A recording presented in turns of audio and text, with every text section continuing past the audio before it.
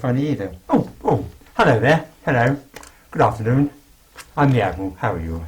I'd like to sit down and read you a little story called George Shorttail and the Time Machine by C. Harper Lee. Where do I get to now?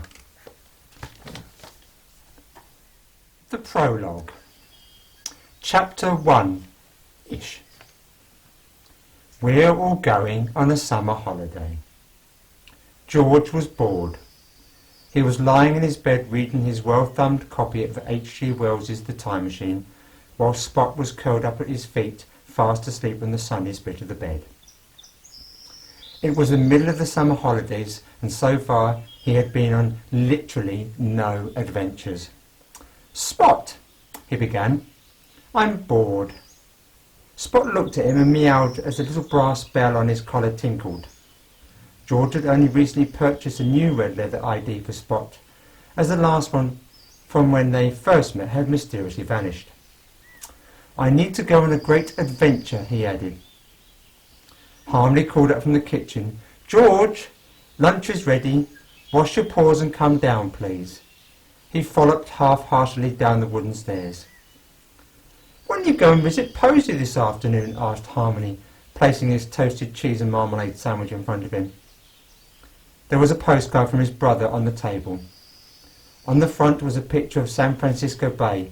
"Greetings from Frisco," it said. Angelo had scribbled a few lines on the back. "Hello from the Castro. Having a fab time with Lompa. So many bears. See you soon.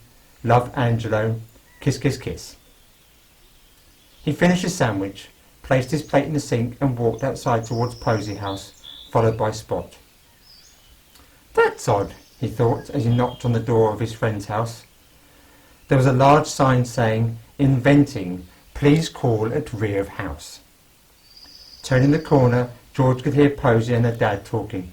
"Okay, that bit goes there and this bit goes here," Mr. Shortpaw was saying. "Oh yes, I see now," Posy replied.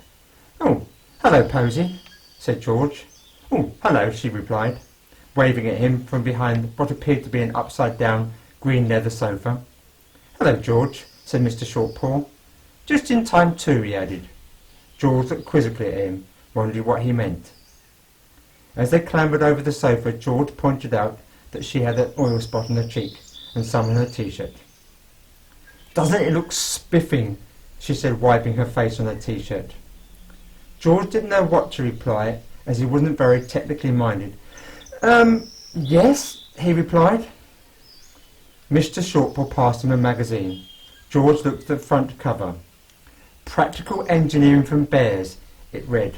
"Isn't it brilliant?" said Posy. "I've waited for absolute ages to build this." "Maybe I can explain, George," said Mr. Shortpaw. "We've managed to attach a sort of temporal displacement circuit onto this ordinary-looking sofa," he added.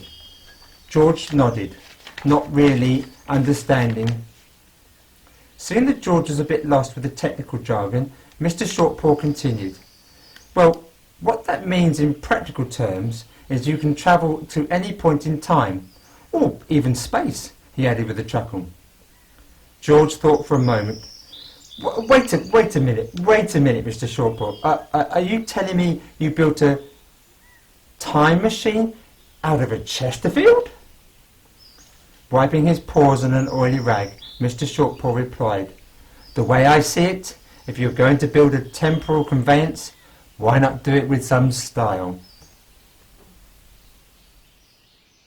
"Double wow," said George. "Double wow indeed," answered Mr. Shortpaw. Posy interjected, "Yes, but there is a small proviso to all this. It warns in this magazine that one of the downsides is you mustn't interact with yourselves in the past or future, or it may rip a hole in the fabric of reality." "I think what we need now is a cup of tea," said Mr. Shortpaw. George nodded. "And a slice of cake?" he added. Posy giggled, giving her friend a hug as she did. A large cake and several cups of tea later, they were all stood around the sofa admiring it. "I think we should give it a test run," said Mr. Shortpaw.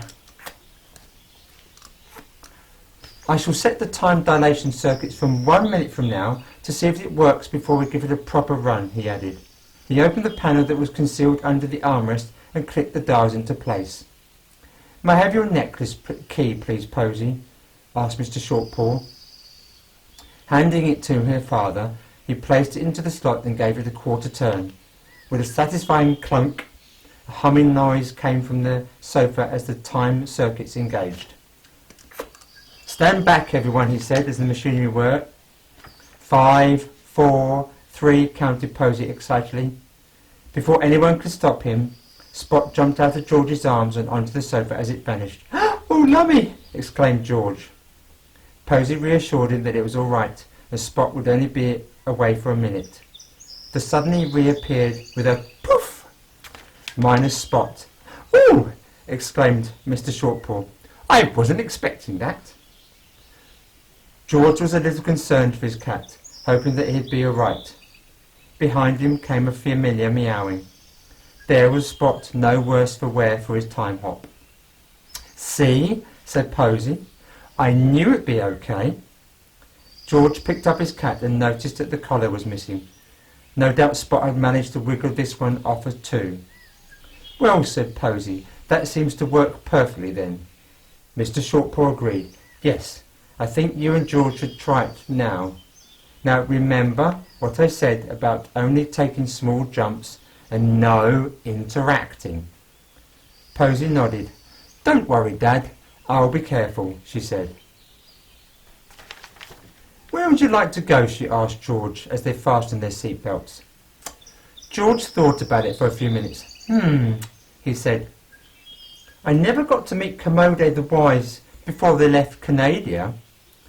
"That sounds like it could be fun," said Posy as she dialed the coordinates. Travelling along the time stream, George could see swirling patterns of light. He knew he was perfectly safe, as Mr. Shortpaw had explained to him earlier over tea, using the teapot and its cosy as an example, how the sofa was wrapped in its own kind of bubble that would keep them safe as they traversed time. George tentatively opened his eyes. "Have we arrived?" he asked. Posy glanced at the time circuits. "Yes, but I don't think this is Canadia," she added. "I think we are where we started, and according to the time circuits, it's about 4 years ago." George looked at his surroundings as he undid his seatbelt. "Let's have a scout around," he suggested. Agreeing, Posy unbuckled herself, taking the key from its slot as she got off the sofa. The familiar smell of Honey Grove made George smile as he took a deep breath. "Come on, George," said Posy. "Let's go this way." Walking to the edge of the village by the false foliage wall, they could see Redtail and his gang camped on the opposite side. Dusk was falling as they approached the edge of the trees. Across from them they could see Redtail sitting on a 3-legged stool, having his tail brushed by spatula thread outside an ornate Arabian-style bell tent. "Shall we get a little closer?" suggested Posy with a wink. George nodded and concentrated very hard. Soon the two invisible bears could hear the squirrels plotting inside Redtail's tent. "Mumble, mumble, bears," came one voice. "Mutter, mutter, nit," came another. George and Posy both knew that they were plotting and thought it best not to interfere. Scouting round, they could hear up-tempo Latino music drifting into the star-filled night. Silhouetted against the side wall of one of the tents on the outskirts of the encampment, they could see a familiar-looking shadow lit by a solitary safety lantern. George and Posy both agreed that whoever was singing had a superbly mellifluous voice. As the two stealthily approached, they could see a brown bear sitting on a camping chair, accompanying himself on a small Spanish guitar, whilst a scratchy gramophone record played in the background. "¿Quién está ahí?" said the bear, putting down his guitar as they drew near. Posy reappeared suddenly in front of him. "Dios mío!" said the bear. "Está bien? Somos amigos," said Posy, calmly. George stuck his paw out in greeting. "Hello," he began. "I'm George, and this is Posy. We're here to rescue you." The bear peered at the two chums, curious to know how they knew he would need rescuing. How did he know I needed rescuing? He asked. We didn't, replied George. I just like quoting that line from my favourite film, he said blushingly. The bear smiled and cleared his throat. I am Don Juan de Luis Cervantes Delante, but you may call me Juan, he said. What are two pequeño bears doing out this time of night? Posy began to explain when one of the squirrel guards started to walk towards them. Quick as a flash, they both vanished.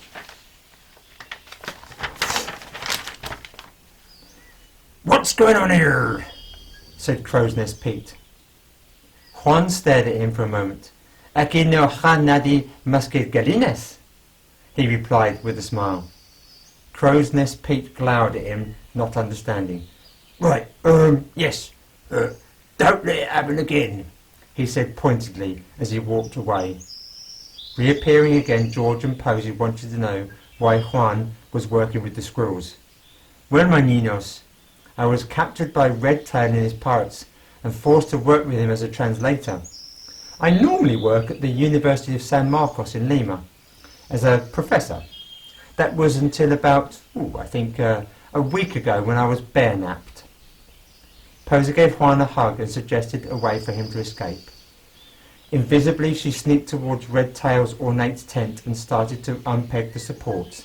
Slowly the tent descended like a deflating pink blancmange on top of the unsuspecting squirrels. Redtail was indignantly huffing and puffing, inquiring who was responsible for this outrage, and not knowing it was Posy, who was silently giggling to herself as she tiptoed away. Gathering his belongings, Juan stealthily crept away from the encampment with the chums towards where the time machine was hidden. You came in that thing? Said Juan, pointing at the Chesterfield. You're braver than I thought, he added. Posy and the others buckled themselves in as she unlocked the panel and set the coordinates. Posy, I don't think this is Lima, said George as they arrived at their destination. Looking around, it seemed to be the hold of a large wooden sailing ship. I think you may be right, she replied. Asking Juan to stay put, George and Posy walked towards a wooden door and tentatively pushed it open. A large crowd was gathered on the other side, all looking towards a raised platform at the other end of the deck. I think I know where we are, said George. I think this is the bit where we get our medals from the Queen, he added. Looking towards the far end, Posy could indeed see herself and George with the Queen.